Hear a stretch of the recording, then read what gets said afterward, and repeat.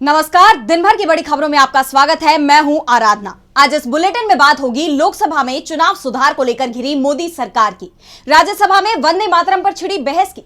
देखेंगे सीएम ममता बनर्जी ने पीएम मोदी से क्यों की माफी की मांग, एसआईआर मामले में सुप्रीम कोर्ट ने चुनाव आयोग को क्यों जारी किया नोटिस, जानेंगे सोनिया गांधी को मिले कोर्ट के नोटिस पर क्यों उठे सवाल, और बुलेटिन के आखिर में देखेंगे जाने माने कार्टूनिस्ट इरफान की किस खबर पर पड़ी तिरछी नजर। लेकिन दिन भर की तमाम बड़ी खबरों से पहले एक नजर आज की सुर्खियों पर। महाराष्ट्र में महायुति का बड़ा फैसला, अब साथ मिलकर नगर निगम चुनाव लड़ेगी बीजेपी और शिवसेना। दल बदलने को लेकर भी बना नियम। डीजीसीए ने इंडिगो पर लिया कड़ा एक्शन, एयरलाइन की उड़ानों में 5% की कटौती, अब लगभग 110 उड़ानें रोज होंगी कम। गोवा नाइट क्लब मामले में बड़ा एक्शन, लूथरा ब्रदर्स के अवैध क्लब पर शुरू हुई बुलडोजर कार्रवाई, क्लब में आग लगने से गई थी 25 लोगों की जान।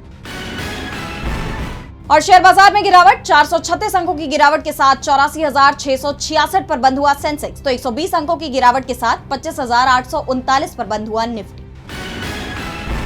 ये तो थी सुर्खियां। अब बात आज की सबसे बड़ी खबर की। लोकसभा में आज चुनाव सुधार पर चर्चा हुई और एक बार फिर सरकार बैकफुट पर दिखाई दी। विपक्ष की तरफ से एसआईआर, ईवीएम से लेकर चुनाव आयोग तक सभी को सवालों के घेरे में खड़ा कर दिया गया। तो विपक्ष के नेता राहुल गांधी ने बीजेपी और आरएसएस की मानसिकता पर सवाल खड़े कर दिए। तो कैसे संसद में बैकफुट पर दिखी मोदी सरकार, देखिए इस रिपोर्ट में। विपक्ष के दबाव के आगे मोदी सरकार को संसद में चुनाव सुधार पर चर्चा करानी पड़ी और चर्चा के दौरान भी सरकार दबाव में दिखाई दी। विपक्ष के नेता राहुल गांधी ने तीखे आरोप लगाए और कहा कि पूरी चुनाव प्रक्रिया पर सवाल ने कब्जा कर रखा है। हर संवैधानिक संस्थान सरकार के कब्जे में है। आरएसएस हर संस्था पर कब्जा करना चाहता है। राहुल ने संघ की विचारधारा पर सवाल उठाते हुए तीखा हमला किया। उन्होंने कहा कि नाथूराम गोडसे ने गांधी जी की जान ली, ये असहज करने वाला सत्य है। राहुल ने आगे कहा कि 30 जनवरी 1948 को राष्ट्रपति की छाती में 3 गोलियां मारी गई। नाथूराम गोडसे ने हमारे राष्ट्रपिता की हत्या कर दी। आज हमारे दोस्तों ने उन्हें दूर धकेल दिया है। वो एक असहज सच्चाई है, लेकिन प्रोजेक्ट यहीं खत्म नहीं हुआ। सब कुछ वोट से निकला है, सभी संस्थाएं वोट से निकली हैं। इसलिए ये साफ है कि आरएसएस को उन सभी संस्थाओं पर कब्जा करना होगा जो वहां से निकली है। राहुल ने आगे कहा कि सभी जानते हैं कि कैसे भारत के विश्वविद्यालयों में वाइस चांसलरों की नियुक्ति हो रही है।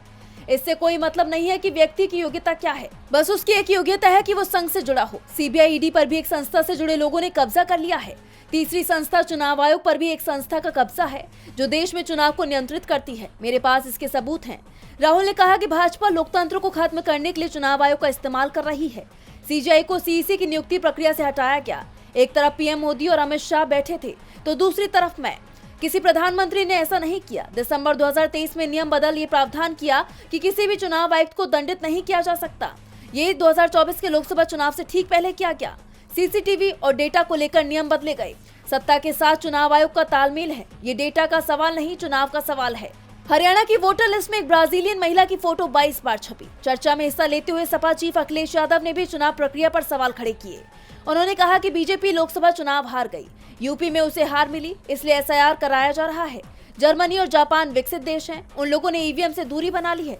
सवाल यहाँ भी उठ रहे हैं। निष्पक्ष चुनाव के लिए वोटिंग बैलेट पेपर से कराई जानी चाहिए। ईवीएम पर सवाल कांग्रेस के मनीष तिवारी ने भी उठाए। उन्होंने कहा कि ईवीएम का सोर्स कोड किसके पास है, चुनाव आयोग के पास नहीं है। साफ है ईवीएम से चुनाव निष्पक्ष नहीं हो सकते। तो दूसरी तरफ एनडीए नेताओं की तरफ से एसआईआर का बचाव किया गया। दावा किया गया कि जहां विपक्ष जीतता है वहां ईवीएम पर सवाल नहीं उठाए जाते, लेकिन जो सवाल विपक्ष ने उठाए उनके जवाब सरकार नहीं दे पाई। संसद का ये शीतकालीन सत्र काफी गहमा गहमी भरा रहा है। एक तरफ लोकसभा में चुनाव सुधार पर चर्चा हुई तो दूसरी तरफ राज्यसभा में वंदे मातरम पर चर्चा की गई और इसकी शुरुआत गृह मंत्री अमित शाह ने की। शाह ने कांग्रेस और नेहरू पर सवाल उठाए तो विपक्ष की तरफ से भी तीखा पलटवार किया गया। राज्यसभा में वंदे मातरम पर चर्चा में कैसे भारी पड़ा विपक्ष, देखिए इस रिपोर्ट में। राष्ट्रीय गीत वंदे मातरम के 150 साल पूरे हो गए हैं। इस मौके पर राज्यसभा में जोरदार बहस देखने को मिली। राज्यसभा में वंदे मातरम पर चर्चा की शुरुआत केंद्रीय गृह मंत्री अमित शाह ने की। उन्होंने कहा कि वंदे मातरम का विरोध नेहरू से लेकर आज तक कांग्रेस नेतृत्व के खून में है। शाह ने कहा कि नेहरू जी ने वंदे मातरम के 2 टुकड़े किए। शाह के दावे पर विपक्ष के नेता मल्लिकार्जुन खड़गे ने सवाल उठाए। उन्होंने बीजेपी और आरएसएस को इस मुद्दे पर घेर लिया। खड़गे ने कहा कि कांग्रेस ने आजादी की लड़ाई के दौरान वंदे मातरम को नारा बनाने का काम किया। आपका इतिहास रहा है कि आप हमेशा आजादी की लड़ाई और देशभक्ति के गानों के खिलाफ रहे। जब खड़गे बोल रहे थे तब सत्ता पक्ष की तरफ से हल्ला होने लगा। इस पर खरगे ने कहा कि जो लोग कल तक वंदे मातरम नहीं बोलते थे वही आज नारे लगा रहे हैं, वही लोग चिंतित हैं। बीजेपी वाले देशभक्ति की बात कर रहे हैं। ये वही लोग हैं जिन्होंने मुस्लिम लीग के साथ मिलकर सरकार बनाई थी। उस समय इनकी देशभक्ति कहां गई थी? खरगे ने कहा कि राष्ट्रीय समारोह में वंदे मातरम के केवल पहले 2 स्टैंजा ही गाए जाने चाहिए। इसका फैसला कांग्रेस कार्य समिति के सदस्यों ने सर्वसम्मति से लिया था, जिसमें महात्मा गांधी, जवाहरलाल नेहरू, मौलाना आजाद, नेताजी सुभाष चंद्र, सरदार पटेल, गोविंद वल्लभ पंत शामिल थे। फैसला सामूहिक था, लेकिन पीएम मोदी और गृह मंत्री अमित शाह नेहरू को छोड़ और किसी का नाम लेने की हिम्मत तक नहीं जुटा पा रहे। चर्चा में तृणमूल सांसद सुखेंदु शेखर रॉय ने कहा कि वो वंदे मातरम पर एक स्वस्थ बहस की उम्मीद कर रहे थे, लेकिन सदन का माहौल बिल्कुल अलग दिख रहा है। उन्होंने साफ कहा कि राष्ट्रीय गीत का अपमान किसी भी हालत में नहीं होना चाहिए। चर्चा के दौरान आम आदमी पार्टी के सांसद संजय सिंह ने कहा कि बीजेपी वंदे मातरम के नारों के पीछे अपने गुनाहों को छिपाना चाहती है। इसके बाद जब उन्होंने वोट चोरी का जिक्र किया तो एक बार फिर हंगामा मच गया। चुनाव सुधार हो या फिर वंदे मातरम, दोनों पर चर्चा के दौरान सदन में विपक्ष हावी दिखाई दिया। तो लोकसभा में इस चर्चा के दौरान पीएम मोदी का बंकिम चंद्र चटर्जी को बंकिम दा कहना उन पर भारी पड़ता नजर आ रहा है। सीएम ममता बनर्जी ने पीएम मोदी से माफी की मांग की है। इसके साथ ही तमाम मुद्दों पर केंद्र सरकार पर हमला भी बोला। कूच बिहार में बोलते हुए ममता बनर्जी पूरी तरह चुनावी मूड में नजर आई। देखिए ये रिपोर्ट। पश्चिम बंगाल की मुख्यमंत्री ममता बनर्जी कूच बिहार पहुंची, जहां वो चुनावी मोड में नजर आई। यहां एक रैली को संबोधित करते हुए उन्होंने बीजेपी और मोदी सरकार पर तीखा हमला बोला। बीजेपी पर आरोप लगाते हुए ममता बनर्जी ने कहा कि हम बीजेपी की तरह चुनाव से पहले वोट नहीं खरीदते हैं। अगर बीजेपी राज्य में सत्ता में आती है तो वो बंगाल की संस्कृति, भाषा और विरासत को नष्ट कर देगी। इसके साथ ही ममता ने पीएम मोदी से माफी की भी मांग की। उन्होंने कहा कि कल संसद में बंकिम चंद्र चटर्जी को बंकिम दा कहा गया। बंकिम चंद्र चट्टोपाध्याय, जिन्होंने राष्ट्रगीत वंदे मातरम की रचना की, उन्हें उचित सम्मान नहीं दिया गया। लोकसभा में बंकिम चंद्र चट्टोपाध्याय को बंकिम दा कहकर अपमानित करने के लिए पीएम नरेंद्र मोदी को माफी मांगनी चाहिए। केंद्र सरकार पर निशाना साधते हुए ममता बनर्जी ने आगे कहा कि राज्य को केंद्र से किसी भी तरह की मदद की जरूरत नहीं है, क्योंकि हम सभी स्कीम्स खुद चला रहे हैं। उन्होंने केंद्र द्वारा राज्य को तिमाही लेबर बजट जमा करने के लिए दिए गए नोटिस को भी खारिज कर दिया। उन्होंने कहा, मैं किसी को भी भेदभाव नहीं करने दूंगी, मैं भेदभाव रोकूंगी, मैं बांग्ला को एक बनाऊंगी। इसके साथ ही उन्होंने नेता पंचानन वर्मा के पैर छूकर कसम खाते हुए ये संकल्प दोहराया कि हम बांग्ला की रक्षा करेंगे। আমি কাউকে বিভেদ করতে দিই না, বিভেদকে রুখবো, বাংলাকে ঐক্যবদ্ধ রাখবো। পঞ্চানন বর্মার গায়ে হাত দিয়ে, পায়ে হাত দিয়ে শপথ করে বলছি, আমরা রক্ষা করব বাংলাকে, রক্ষা করব বাংলাকে, রক্ষা করব বাংলাকে। कूच बिहार में ममता बनर्जी के इन हमलों को सीधे तौर पर बंगाल के चुनाव से जोड़कर देखा जा रहा है। अब देखना होगा कि सीएम ममता के इन आरोपों का बीजेपी की तरफ से कोई जवाब आता है या नहीं। इस मामले में सड़क से लेकर संसद तक बवाल मचा हुआ है। टीएमसी सांसदों ने संसद में बंकिम चंद्र चटर्जी की तस्वीर के साथ पीएम मोदी से माफी की मांग की, तो सुप्रीम कोर्ट ने चुनाव आयोग से जवाब मांग लिया है। पश्चिम बंगाल से लेकर केरल तक एसआईआर प्रक्रिया के खिलाफ दाखिल याचिकाओं पर सुनवाई करते हुए सुप्रीम कोर्ट काफी सख्त नजर आया। तो क्या कुछ हुआ कोर्ट में सुनवाई के दौरान, जानने के लिए देखिए ये रिपोर्ट। 12 राज्यों में जारी एसआईआर प्रक्रिया को चुनौती देने वाली याचिकाओं पर सुप्रीम कोर्ट में अहम सुनवाई हुई। इस दौरान कोर्ट ने चुनाव आयोग को नोटिस जारी कर जवाब मांगा। दरअसल कोर्ट में सनातनी संसद नामक संगठन की तरफ से याचिका दाखिल कर बीएलओ की सुरक्षा की मांग की गई थी और कहा गया था कि पश्चिम बंगाल में एसआईआर के बाद अंतिम मतदाता सूची के प्रकाशन तक राज्य पुलिस अधिकारियों को चुनाव आयोग के अंदर काम करने का निर्देश दिया जाए और प्रक्रिया पूरी होने तक केंद्रीय सशस्त्र बलों की तैनाती की जाए, जिस पर कोर्ट ने कड़ी नाराजगी जाहिर की और सीधे पूछ लिया कि क्या पूरे देश की पुलिस आपको दे दें। कोर्ट ने साफ किया कि हमारा उद्देश्य केवल ये सुनिश्चित करना है कि एसआईआर बिना किसी बाधा और हिंसा के पूरा हो, लेकिन अभी तक आप यानी चुनाव आयोग हमारे पास खुद नहीं आए।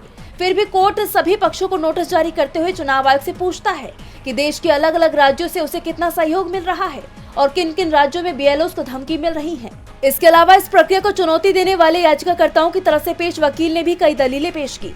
सीनियर एडवोकेट शादान फरासत ने अनुच्छेद 324, 329 का जिक्र करते हुए चुनाव आयोग की शक्तियों पर बात की। नागरिकता अधिनियम 1955 पर चर्चा की। उन्होंने कोर्ट में बताया कि चुनाव आयोग के पास मुझे वोटर लिस्ट में शामिल होने से रोकने या मुझे लिस्ट से बाहर निकालने का कोई अधिकार नहीं है। अगर आप कोई जांच करना चाहते हैं तो जरूर करें, लेकिन उस जांच का नतीजा आखिरकार डिस्ट्रिक्ट मजिस्ट्रेट के पास जाना चाहिए। अगर आपको पहली नजर में लगता है कि मैं नागरिक नहीं हूँ तो ये फैसला वही होगा। उसके बाद ही सेक्शन 16/1 के तहत रोक लागू होती है और मेरा नाम हटाया जा सकता है। वहीं केरल में एसआईआर प्रोसेस को 2 हफ्ते और आगे बढ़ाने की मांग को कोर्ट ने ये कहते हुए फिलहाल के लिए टाल दिया कि इस पर 18 दिसंबर के बाद फैसला होगा।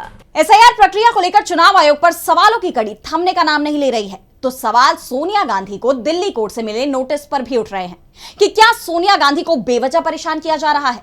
क्या 1980 की वोटर लिस्ट के नाम पर उन्हें झूठा नोटिस थमाया गया है? सीपीपी चेयरपर्सन सोनिया गांधी पर आरोप लगाया गया है कि उनका नाम देश की नागरिकता हासिल करने से पहले ही वोटर लिस्ट में शामिल था। तो क्या है इस मामले की सच्चाई, जानेंगे इस रिपोर्ट में। सीपीपी चेयरपर्सन और कांग्रेस सांसद सोनिया गांधी को दिल्ली की राउस एवेन्यू कोर्ट ने नोटिस जारी किया है। ये मामला कथित तौर पर भारतीय नागरिकता हासिल करने से पहले ही उनका नाम वोटर लिस्ट में शामिल किए जाने से जुड़ा है। आरोप लगाया गया है कि सोनिया गांधी का नाम 1980 की वोटर लिस्ट में था, जबकि उन्हें नागरिकता 1983 में मिली। अदालत ने इस मामले में सोनिया गांधी और दिल्ली पुलिस को नोटिस जारी कर जवाब मांगा है। ये याचिका वकील विकास त्रिपाठी ने दाखिल की है। याचिकाकर्ता का तर्क है कि वोटर लिस्ट में सिर्फ भारतीय नागरिकों का नाम ही शामिल हो सकता है, इसलिए 1980 की एंट्री पर संदेह होता है। शिकायत में यह भी बताया गया है कि 1982 में उनका नाम हटा दिया गया था और नागरिकता मिलने के बाद 1983 में दोबारा जोड़ दिया गया। इससे पहले सितंबर 2025 में मजिस्ट्रेट कोर्ट ने इस शिकायत को ये कहते हुए खारिज कर दिया था कि याचिकाकर्ता पर्याप्त सबूत पेश नहीं कर सका और एफआईआर दर्ज करने का कोई स्पष्ट आधार नहीं है। हालांकि अब रिवीजन पिटीशन पर सुनवाई करते हुए राउस एवेन्यू कोर्ट ने इसे पहली नजर में देखने योग्य माना है, इसलिए अब इस मामले की अगली सुनवाई 6 जनवरी 2026 को होगी। कोर्ट के नोटिस पर सोनिया गांधी की बेटी और कांग्रेस की महासचिव प्रियंका गांधी ने कड़ा बयान जारी किया है। उन्होंने इन आरोपों को पूरी तरह झूठा बताते हुए कहा कि क्या उनके पास कोई सबूत है? ये पूरी तरह से झूठा है। उन्होंने नागरिक बनने के बाद ही वोट दिया था। मैं नहीं समझती कि वो उन्हें क्यों निशाना बना रहे हैं। वो 80 साल की होने वाली हैं और उन्होंने अपना पूरा जीवन राष्ट्र की सेवा में समर्पित कर दिया है। इस उम्र में उन्हें अकेला छोड़ देना चाहिए। प्रमाण है उनके पास? बिल्कुल झूठ है, बिल्कुल झूठ है। उन्होंने वोट तब डाला जब वो सिटीजन बनी। प्रमाण दिखाएं। ये झूठ क्यों बोल रहे हैं लोग आखिर, क्यों? अब पता नहीं क्यों उनके पीछे पड़े हुए हैं। वो बेचारी 80 साल की होने वाली हैं। पूरी उम्र उन्होंने देश की सेवा की है, तो मतलब इस उम्र में तो छोड़ देना चाहिए। विपक्ष इस तरह की याचिकाओं को हमेशा से राजनीतिक दुर्भावना से प्रेरित बताता रहा है। अब इस मामले में जारी नोटिस पर सोनिया गांधी और दिल्ली पुलिस की तरफ से क्या जवाब दाखिल होता है, ये तो देखना होगा। सोनिया गांधी को मिले नोटिस पर सियासी गलियारों में चर्चा गरमाई हुई है, तो चर्चा में दिल्ली हिंसा से जुड़ी याचिकाओं पर सुनवाई भी है। सुप्रीम कोर्ट में इस मामले से जुड़े आरोपियों की जमानत याचिकाओं पर उनके वकीलों ने जोरदार दलीलें पेश की। इस दौरान इस बात पर जोर दिया गया कि ये आरोपी कोई हार्डकोर आतंकवादी नहीं है, तो साथ ही उनकी लंबी कैद और ट्रायल में देरी पर भी सवाल उठे। तो क्या कुछ हुआ सुनवाई के दौरान, जानेंगे इस रिपोर्ट में। दिल्ली हिंसा मामले में सुप्रीम कोर्ट में सुनवाई हुई। इस दौरान एक्टिविस्ट उमर खालिद, शर्जिल इमाम और गुलफिशा फातिमा सहित अन्य आरोपियों की तरफ से जस्टिस अरविंद कुमार और जस्टिस एनवी अंजारे की पीठ में दलीलें पेश की गई। आरोपियों की तरफ से लंबे समय तक जेल में रहने और ट्रायल में देरी के आधार पर जमानत की मांग की गई। साथ ही इस बात पर जोर दिया कि वो कोई हार्डकोर आतंकवादी नहीं है। शर्जिल इमाम के वकील एस दवे ने कहा कि उनके यानी शर्जिल इमाम के खिलाफ केवल भड़काऊ भाषणों का आरोप है, जिसके लिए वो अलग अलग मामलों में पहले ही जमानत पा चुके हैं। वो दंगों की 750 एफआईआर में से किसी में भी मौके पर मौजूद नहीं थे।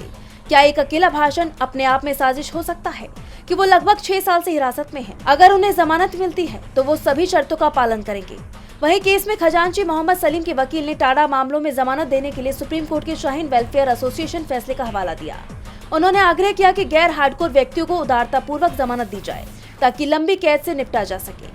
वहीं मीरान हैदर के वकील ने कोर्ट को बताया कि वो 6 साल से हिरासत में हैं और उन पर लगाए गए साजिश की बैठकों में शामिल होने के आरोप गलत है, क्योंकि उनकी मां के निधन के कारण वो उस समय दिल्ली में ही नहीं थे। क्या इतनी लंबी अवधि तक चार्ज फ्रेम होने का इंतजार करना अनुच्छेद 21 यानी जीवन के अधिकार का उल्लंघन नहीं है? इस दौरान वरिष्ठ वकील सलमान खुर्शीद ने शिफाउर रहमान के लिए दलील दी कि विरोध प्रदर्शन के लिए पैसे जुटाना अवैध नहीं है और उनके खिलाफ कोई गंभीर वसूली या सबूत नहीं है। उन्होंने साजिश के लिए आपराधिक मनस्थिति और कार्य कारण स्थापित करने पर जोर दिया। वहीं जस्टिस कुमार ने वकीलों से साजिश के आरोपों, यूएपीए की धारा 43D/5 और फैसलों में निहित सिद्धांतों पर सीधे बात करने को कहा। ये सुनवाई 10 दिसंबर को भी जारी रहेगी, जिसमें दिल्ली पुलिस अपनी दलीलें पेश करेगी। दिल्ली हिंसा मामले को लेकर सबकी नजरें अब कोर्ट पर बनी हुई हैं, तो नजरें नीतीश कुमार पर भी बनी हुई हैं। बिहार की सियासत में बड़ा भूचाल आने के संकेत मिल रहे हैं। इस बार के चुनाव में बीजेपी सबसे बड़ी पार्टी बनकर उभरी है, जिसके बाद सरकार गठन में भी नीतीश की पार्टी जेडीयू को ज्यादा महत्वपूर्ण पद नहीं मिले। और अब खबर आ रही है कि नीतीश एक बार फिर बीजेपी को अपनी ताकत दिखाने का प्लान बना रहे हैं।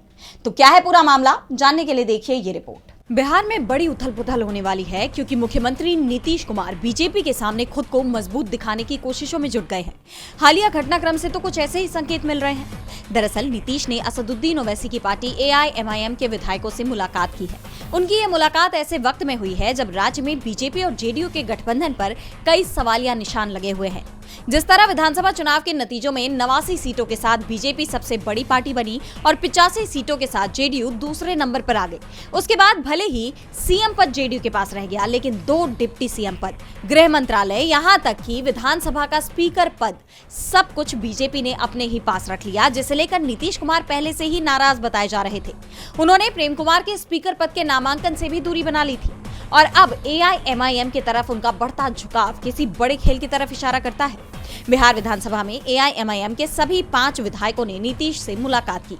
हालांकि इस दौरान वो डिप्टी CM सम्राट चौधरी से भी मिले और इस मुलाकात को पूरी तरह औपचारिक बताया गया, लेकिन ओवैसी के विधायकों ने जिस तरह नीतीश की तारीफों के पुल बांधे, मुर्शीद आलम ने तो उन्हें अपना राजनीतिक गुरु ही बता दिया और कहा कि मुझे राजनीति में आगे बढ़ाने में CM की बड़ी भूमिका रही है।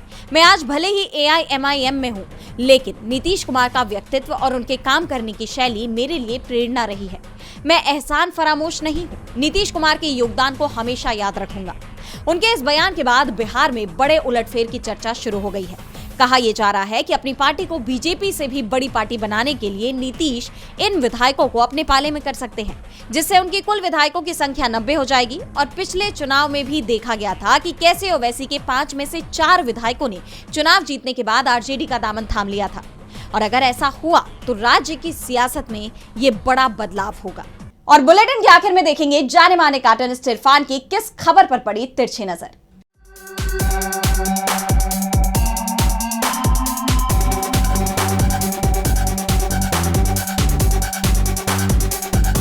एक अच्छी खबर आई है।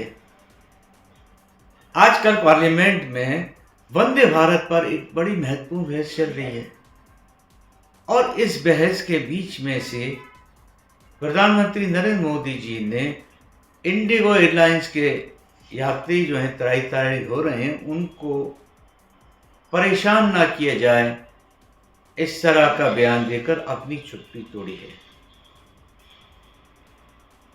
इस मामले पर जैसे प्रधानमंत्री जी ने अपना समय दिया, इसको समझा, फिर उसके लिए अपना बयान दिया।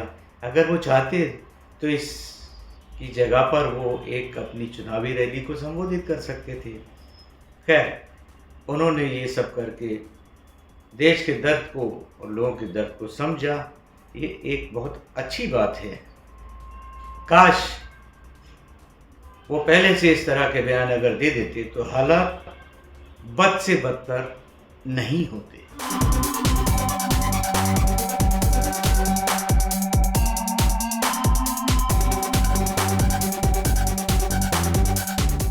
बहुत बहुत शुक्रिया इरफान जी। तो आज इस बुलेटिन में इतना ही। आप देखते रहिए DB लाइव। नमस्कार।